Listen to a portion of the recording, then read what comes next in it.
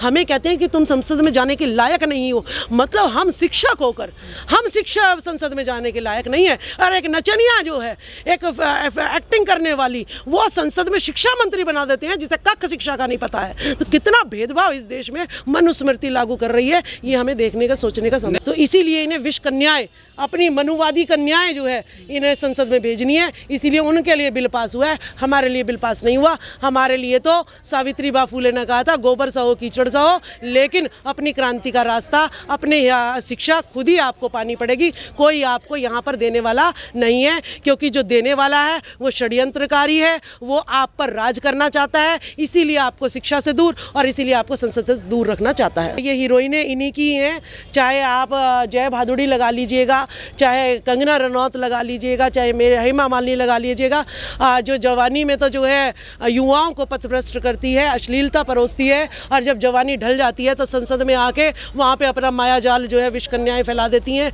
तो ऐसी कन्याओं से बचना चाहिए हमें। और संसद में तो मुझे लगता है स्मृति ईरानी से एक क्वेश्चन शिक्षा के बारे में पूछ लिया गया, शिक्षा मंत्री उसे बना दिया गया, जिसको शिक्षा के बारे में एक लफ्ज़ नहीं पता।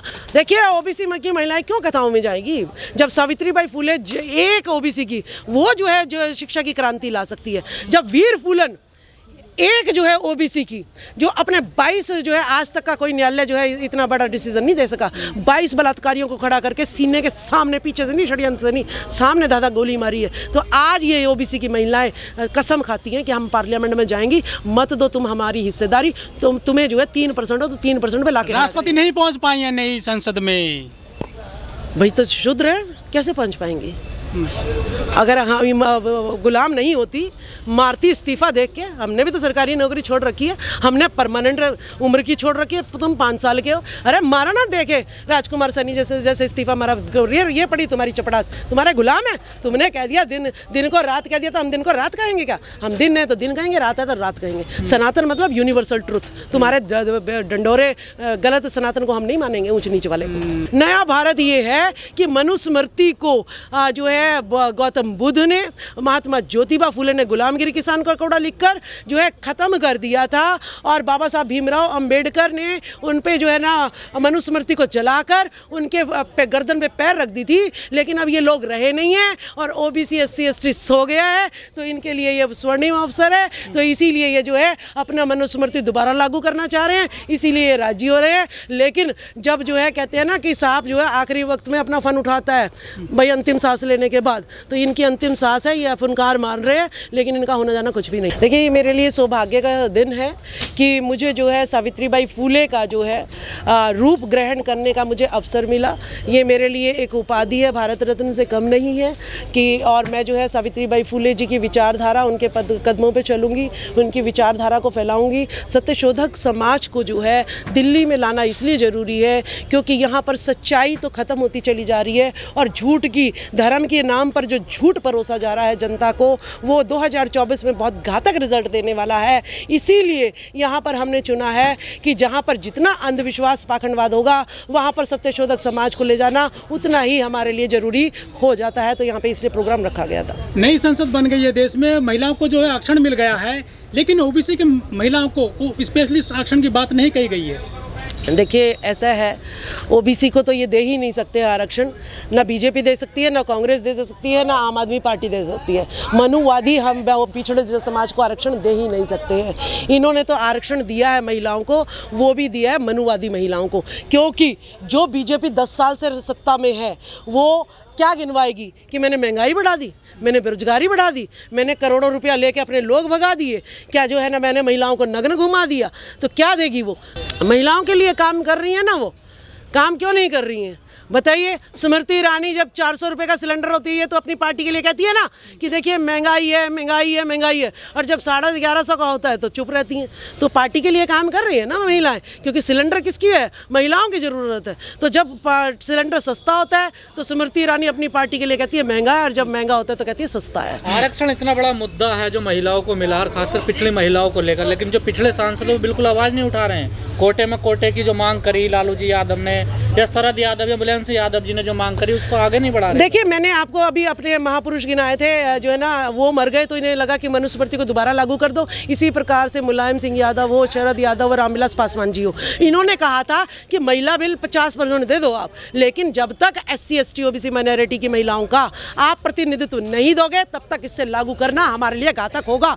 इसीलिए वो जो है पुरजोर वो कर रहे थे। उनके मरते ही इन्होंने तुरंत विशेष सत्र बुलाया और जो है भाई अब तो वो आवाज़ उठाने वाले मर गए, अब तो हमारे दलाल ही बैठे हैं यहाँ पर। इन्होंने आवाज़ उठाई, इन पे ED CBI लगाएंगे, पार्टी का अगला टिकट नहीं देंगे तो ये कुछ बोलेंगे नहीं और अपना कानून लागू कर दो। पिछड़े ही है ना, वो क्यों नहीं मांग कर रहे? अब मोदी जी जो है नकली पिछड़े हैं, ठीक है, नकली पिछड़े हैं। अगर असली पिछड़े होते तो अंबानी, अडानी, टाटा, बिरला को थोड़ी ना मजबूत करते। अगर वो असली पिछड़े होते तो वो जो है EWS सुदामा कोटा थोड़ी ना बिना डिबेट के लागू करवाते हैं। जो रमेश बिधूड़ी है वो भी गुजर है, वो कौन से पिछड़े हैं जो गाली दे रहे हैं दानिश अली को? देखिए, मैंने क्या कहा है, वो BJP के जो है गुलाम है और गुलामों को इस्तेमाल किया जाता है जब उनकी ज़रूरत पड़ती है। उससे पहले उन्हें बोलने नहीं दिया जाता। चाहे तेरी माँ बहन को भी गाली दे रहा तब भी नहीं बोल सकता सांसद। तो अभी तो उसकी माँ बहन को गाली नहीं दे रहे, अभी तो दूसरे को ही गाली दिलवानी है उन्हें, तो वो तो देगा ही देगा। वो तो सांसद इतने गुलाम होते हैं अपनी माँ बहन को भी गाली दिलवा दें अगर पार्टी कहेगी तो। ये जो रमेश बिधूड़ी है ये भी तो बहुजन है, ये क्या जागे नहीं है क्या, या सोए हुए हैं भी? अरे चमचागिरी का युग है। कब काशीराम लिख के गए, चमचे की जरूरत पड़ती है, ऐसे ऐसे चमचे बिठा देते हैं, समाज की वोट ले लेते हैं और समाज के हक अधिकार को लुटवा देते हैं। जहाँ बोलना होता है वहाँ बोलते नहीं और जहाँ नहीं बोलना होता वहाँ बोलते हैं। अच्छा, साउथ के जो नेता हैं, डी राजा हो गए, चाहे ये स्टालिन हो गए, चाहे प्रियंक खड़गे हो गए, वो तो काम कर रहे हैं अपने धर्म को लेकर या सामाजिक जो बुराई है, लेकिन उत्तर भारत के जो नेता हैं वो खुलकर के सामने नहीं बोल रहे हैं, राजकुमार सैनी के अलावा।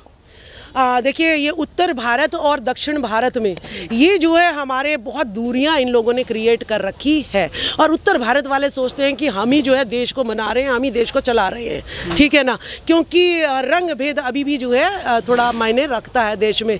ये हिंदी भाषी हो गए, उनकी अलग अलग भाषा हो गई, इस वजह से वो। लेकिन जो है सबसे पहले महिलाओं के लिए मैं बहुत जो है ना आभार प्रकट MK स्टालिन जी को करूँगी कि जिन्होंने जो है 3 महिला पुजारियों को ट्रेनिंग देके और मंदिर में पुजारी बनाया। ये इतिहास में पहली बार MK स्टालिन जी ने किया है। हम इसका बहुत बहुत स्वागत करते हैं और कामना करते हैं कि MK स्टालिन जी महिलाओं को, OBC महिलाओं को आरक्षण जो है दिलवा के रहेंगे, जो है ना, ये हमें उम्मीद है उनसे। लेकिन उनको मुकदमे भी दर्ज हो गए हैं, बहुत पीछे पड़ रहे हैं लोग विपक्ष के।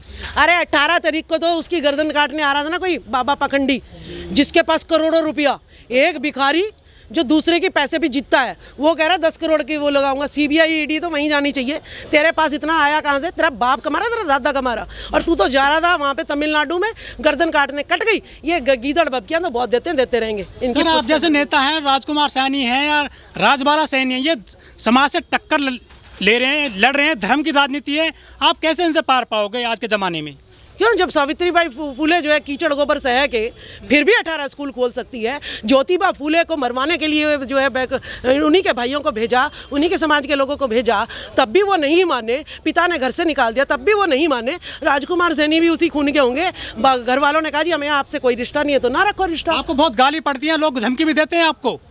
तो गाली दे रहे हैं तो क्या मुझको गाली लग गई? गौतम बुद्ध ने कहा है दे लो गाली, गंदी जबान तुम अपनी कर रहे हो, मैंने थोड़ी ना ली है। मैंने कोई गाली, मेरे मुंह पे चेहरे पे दिख रही है कोई गाली, तो वो गाली देंगे, वो अपने लिए दे रहे हैं, अपनी जबान गंदी कर रहे हैं। हमें इन गालियों से कोई फर्क नहीं पड़ता। हमने क्रांति लानी है, शासन प्रशासन में हमने जाना है, अपनी हिस्सेदारी लेनी है।